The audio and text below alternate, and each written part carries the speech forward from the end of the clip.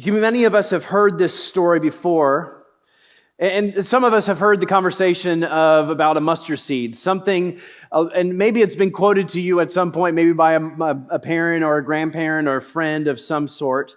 And most of the time it's brought up because somebody's struggling with something or there's a bad situation in front of you. And it's almost like there's this possibility that something could change in the future. And somebody will mention you, hey, if you just had faith of a mustard seed, maybe this will kind of pan out. And for most of Matthew, after the Sermon on the Mount, that we've been in for a very long time, anytime there is a healing, it's always been about the person being healed. So we always hear about what's going on afterwards. So Jesus goes and he heals somebody and then he says, go and sin no more. Hey, go live your life. Don't tell anybody or go tell people. It's always about the moving forward, the person being healed. So when the dad comes to Jesus and the boy is having issues, you see that the disciples had failed so much that Jesus needs to step in.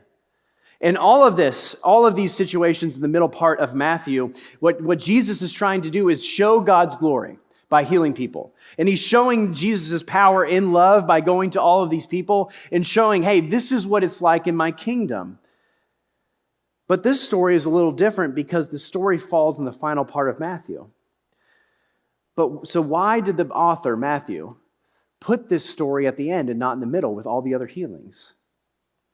I think it's because this story of healing focuses on something completely different than the people. Yes, the boy gets healed, and that's fantastic. We love that Jesus continues to heal. But the main part of the story is not what happened to the boy. What it is about why the disciples were unable to heal the boy in the first place. So Jesus comes down, and he sees the situation, and he drives out the demon and heals them instantly. And the disciples, utterly discouraged, we see there. And we see that they didn't go right up to Jesus to figure out why they couldn't. No, they waited until Jesus was away.